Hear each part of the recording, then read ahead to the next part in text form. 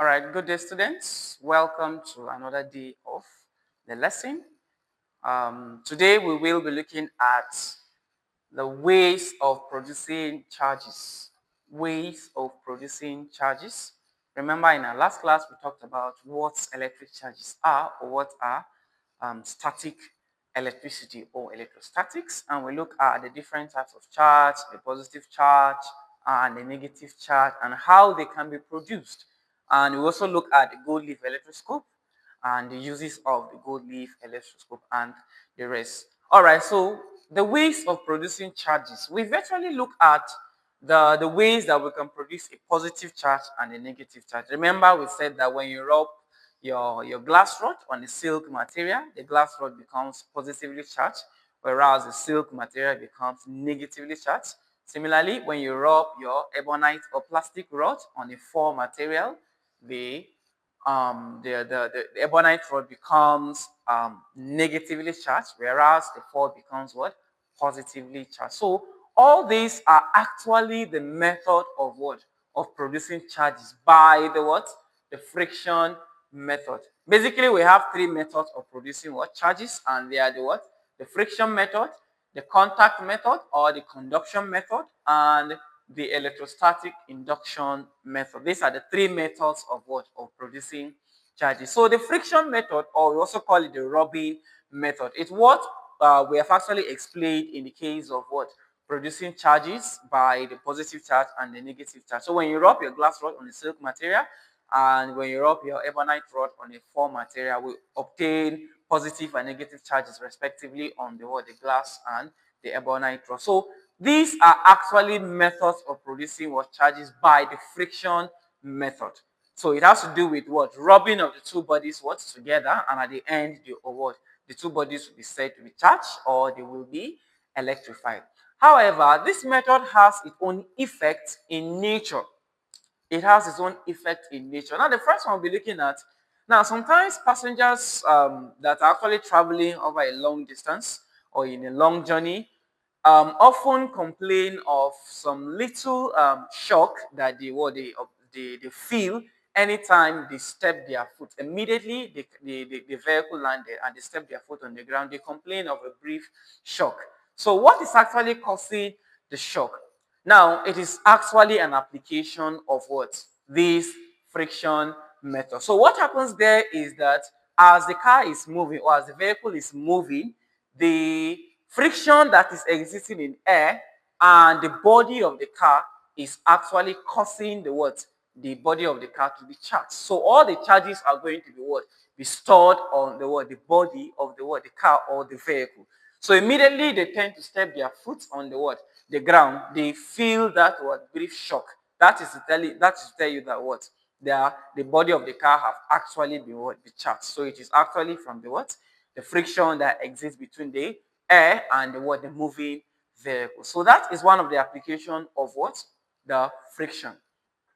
Another application is you might be wondering why sometimes in these petrol tankers or any tank that is containing any inflammable materials or fluid.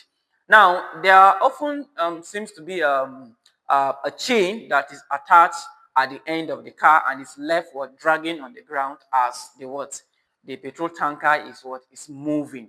All right, so what is the essence of what? The chain that is left or dragging on the ground. Now, it is for the fact that we know that the petrol tanker is what? Is moving in what? In air. Similarly, just like the first one, the charges that will be from the charges from the friction in air and on the body of the car takes place. So the friction that is existing between the what?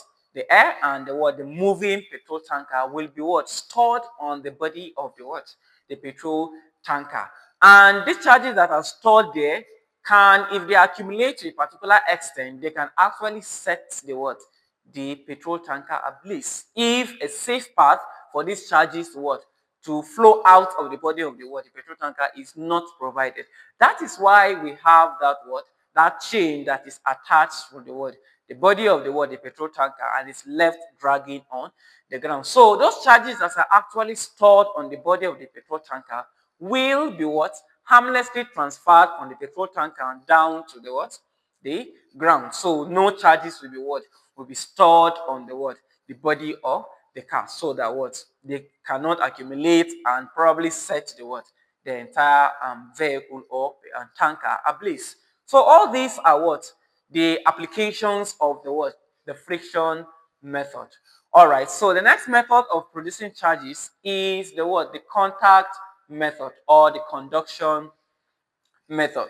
So by contact method, just like the name implies, now if you want to charge a what? A neutral body, you need to obtain either a positively charged rod or your negatively charged what?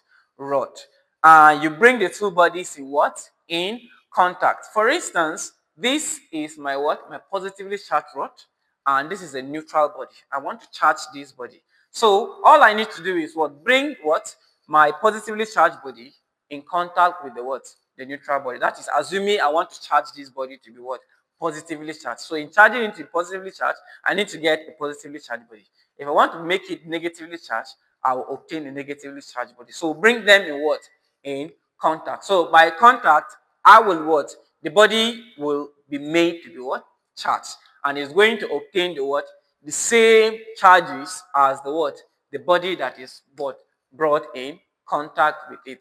However, before you do this, you must make sure that the spacement is what? Insulated. You need to ensure that the spacement is insulated. So by insulating it is by what? Placing it with what? A conductor. That means there must be a material, an insulator that will prevent the what? The material from coming in contact with the what? With the ground or the earth. Because if the material is not insulated and it just left to what? To touch the ground, all the charges will be what? Will be escaping to the what? The earth. So at the end, the body will not be charged. So you need to insulate the what? The spacement first before you bring the two bodies in what? In contact. So at the end, the spacement is going to have the same charge as the what? The body that is brought in contact with it. So this is just a simple way of what? Producing charges by the contact method or the conduction method. However, we can actually charge two bodies, for instance, bodies C and D, by the what? The contact method. Now, for instance, let's assume we have two bodies.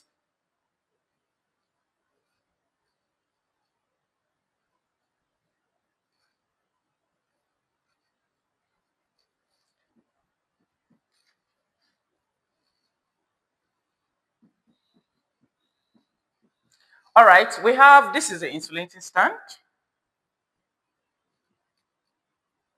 We have two spheres or two bodies, body C and D, they are actually in contact. And this is an insulating stand to prevent the charges in them that will be induced in them to what? To stop escaping to the ground. So we have a what? A positively charged glass rod. A positively charged glass rod. And I want to what? Charge these two bodies, C and D. So by bringing this positively charged sphere closer to what? To body C without actually coming in contact with it. Now, because this body is positively charged, it have every tendency or is going to attract all the negatively charges from the what? Body C. Now remember that what? Like charges actually what? Repel, and unlike charges what? Attracts, from our what? Fundamental law of electrostatics. So based on this, since this body is positively charged, so all the negatively charged will be what? Be attracted to this what? Positively what? Charge. And all the what? The positive charges in this body will be forced to what? To drift to the what? The other end of what? The sphere, which is the what? Body D. So all the negative charges will be attracted to what? The positively charged rod, and all the positive charges will be what? Will be forced to move to the other end. So as a result of this, the two spheres will what? Be found to detach from each other. It means that sphere D will move away from what? From sphere D, because from sphere C, sorry, because sphere D is, the positive charges are there, whereas the negative charges are what? Are in this sphere. So while this is still held closer to what? C, body D will what? Move or detach away from C, while C, all the negative charges will still be there. So once that is done, the glass rod will what? Will be found to, or will remove the what? The positively charged glass rod. So when we remove the positively charged glass rod, now body C will be found to be what? Negatively what? Charged. And body D that will detach will be found to be what? Positively charged. So why is it positively charged? Because all the negative charges are what? Are in C, because when this was held closer, and all the positive charges are what? Are in sphere D, because they actually what? Move, or they are repelled by the earlier positively charged glass rod that was placed. So at the end, we can say that what? Body C was actually what? Charged by the induction method, which we are coming to talk about, because the positively charged glass rod was not actually a what? In contact with body C. So it is by induction, since they are not in contact. Whereas body D was actually charged by the what?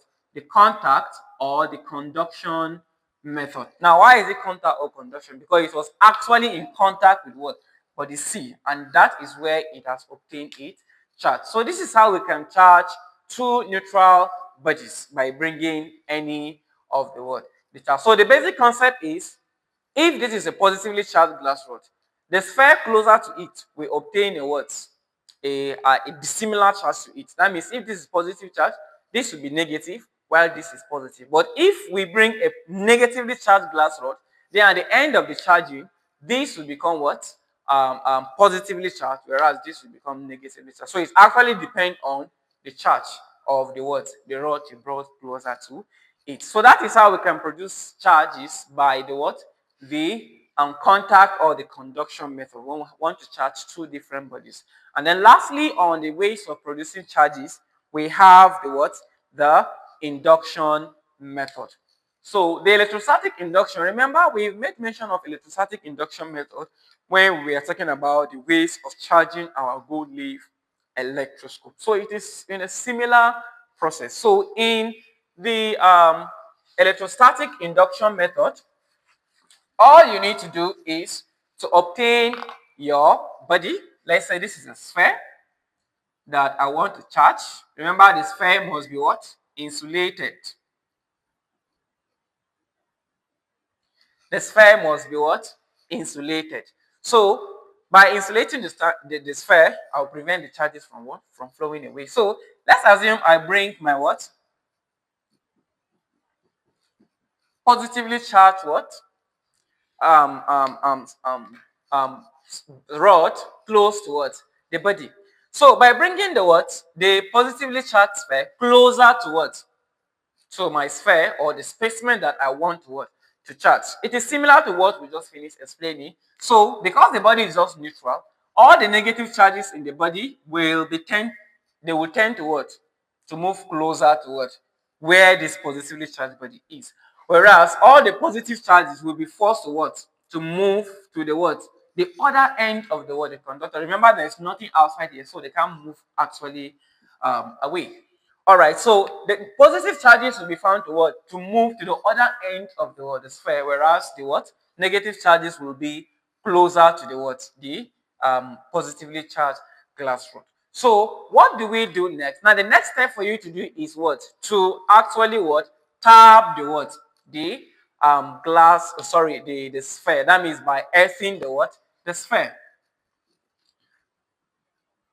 So by earthing the what? The sphere, all the what? The positive charges that are actually that have actually moved to the end of the sphere will be forced to what? To move from your finger, or they will be conducted through your finger down to the what?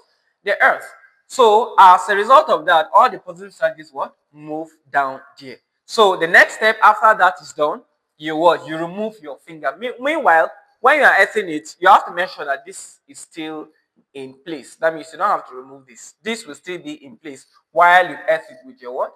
Your finger, so that all the positive charges what? Move through your finger, through your body, and then down to the what? The earth. So the body will be left with what? Negative charges, because all the positive charges have what? Been conducted away to the earth. So when that is done, then you remove your what? Your finger, while this is still in place. You don't have to remove this yet until you remove your finger. So after you remove your finger, lastly, then you remove the what? The positively charged glass rod closer to what?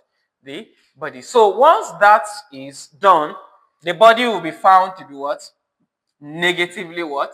Charged, because all the negative charges will now what? Spread across the world, the entire body, because the positive charges have been conducted away.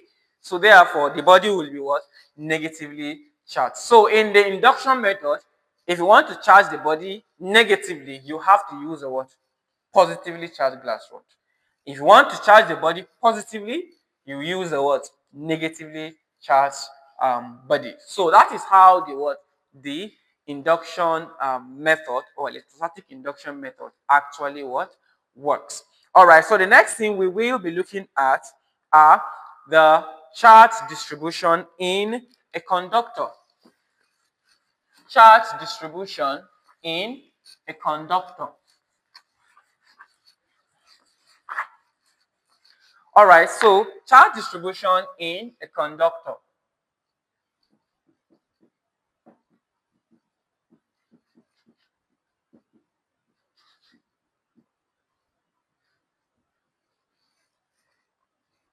Okay, so by charge distribution in a conductor, now we are meant to understand that in a conductor, we know that if it is charged, the charges that will be situated in the conductor is actually depending on the what? The shape of that what? Conductor. Meaning that for a conductor that is not actually straight, or meanwhile is having any curved part, or is having a narrow part, the charges in the whole of that conductor will not be equal. That means that they will not be uniform, because charges will tend to concentrate more on some portion of the conductor than some other what? Portion. So generally, experiments have shown that what? Charges tend to concentrate more on curved parts, or on the sharpest point of a what? Of a conductor. Or we say that what? The charge density is concentrated at the what? The sharpest point of the conductor. My charge density will mean the what? The charges per unit what? Area on the surface. So that is what we have in what? In reality. And this can actually be what? Be studied or explained using the what? A pear-shaped conductor and a proof plane. And this is just what the pear-shaped conductor looks like.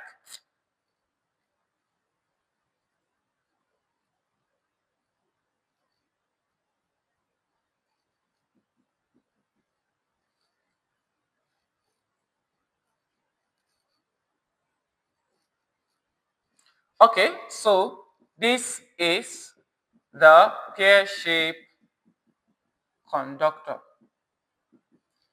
So by this pear-shaped conductor,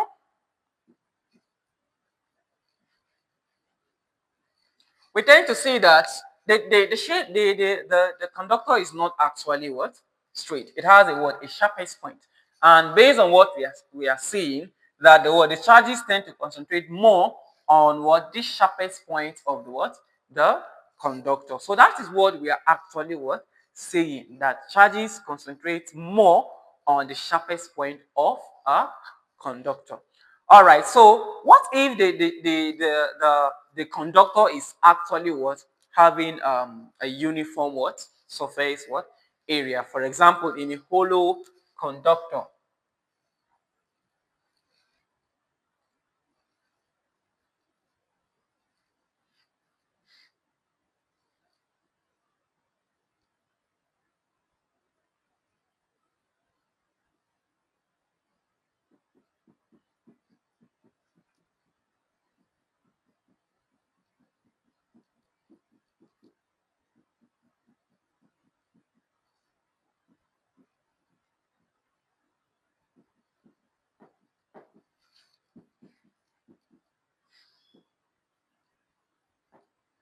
All right, so in a hollow conductor, just like what we have here, now the charges around these bodies are actually what? Uniform, meaning that the charges are not concentrated more on some parts than the other, but the charges will spread out equally or uniformly around the conductor, because it does not have any what? Sharpest point. So the charges will what?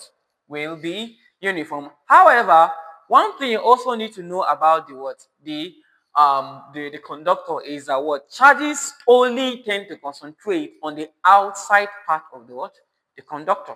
Charges are only located or found on the outside part of the what? The conductor. There is no charge that is found on the what? The inside of the what? The conductor. No charge is found in the what? Inside part of the what? The conductor. So this is what we need to know about the what? The charge distribution in a conductor. So we are going to stop here for now. Check the next video for the discharge action at a point.